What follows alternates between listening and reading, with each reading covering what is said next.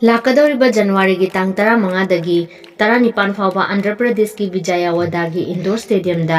51 Junior Boys National Kabaddi Championship ta saruk yaba chatkadoriba sanaroi singi coaching camp gi closing ceremony ama ngasi Manipur State Kabaddi Association gi makhada Lilung Ataukhongda leiba Ataukhong Maning Laikai Development and Social Cultural Association Manipur Amdaskam gi ground da association asina sinduna pangthokre Manipur team gi coaching camp asida Coach Muhammad Islamuddin Amadi, Manager Muhammad Halaluddin na Thawai Hakchang yauna achoba daita lobi khibabu Manipur State Kabaddi Association na thagat pafongdokre loinana Manipur gi team tarani thoi chatkadoriba asida Muhammad Samir na captain oina luchinggadoriba asida so Manipur State Kabaddi Association na nungai bafongdokre Chaurakna club tara mukna represent tawrugadaba match asi lakliba January gi tang 16 dagi Manipur thadoktuna January gi tang 18 dagi laknagani loinana Manipur team bu achoba firal pairaga mai paklakpa oirasanu haina Manipur State Kabaddi Association na yaifa mangol subirakre Hena nungairibadi ngasigi program asida Amdaskam gi maram chaba sanabung leitaba adu FM Alhas Karimuddin na lawrak ama athubada thiraga chahi gi oiba pesa piraga sanahalagani haina lauthokpiramle ngasi akoi gi 51 Junior National Kabaddi Championship coaching camp ama ngasi Amdaskam Ataukhongda akoi gi oza MD Islamuddin coach amadi manager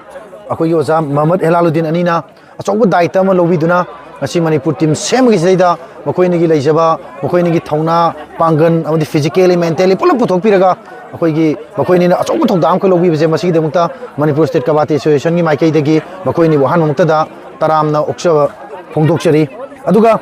akoi gi lakadoriba January gi tang 35 dagi 19 fauba Vijayawada da pangthokadoriba akoi gi Junior National Kabaddi Championship asida Manipur gi team 3 thoi sigi lusingbo ina akoi gi MD Shamir akoi gi Maitai Pangal Muslim marakta mahangna captain oina satpajisu akoi gi Manipur State Kabaddi Association gi maikai digi adugam dik chauthokchei hariba team 32 si ming loina panjadraga su akoi gi club si loi sure Amdaskam Beto SYLO Kalika Alu Naya ICDF MYC YGC hariba club 9 kisin represent toraga ngasi akoi gi tang lakliba tang 13 ayuki pung 3 tagi Imphal airport tagi koi Kolkata da bawba khongsan gani adudagi Kolkata dagi amuk Vijayawada bawba train na saleraga tang 13 dagi amuk halakani aduna oza anina asuki matik thawai yaun honabi basdeida koi Manipuri gi team masina mai pakpa amadi koi pajeng piran thena Manipur imagi mixet puraga lakpu oirasunu haina Manipur State Kabaddi Association gi maikai dagi thamjari thank you afaba thabuk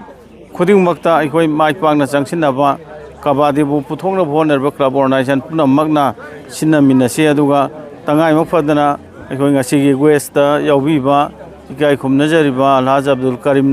Karimuddinna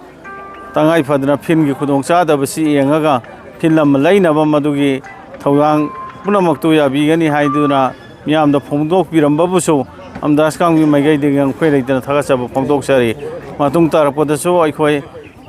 Kabaddi se Deptana Sanaba ngamnaba Lilongi mai porokpong ngamnaba Manipuri mai porokpong ngamnaba Marak mai porokpong ngamnaba hona ge haibagi asado aikoi da thamjari. Thank you.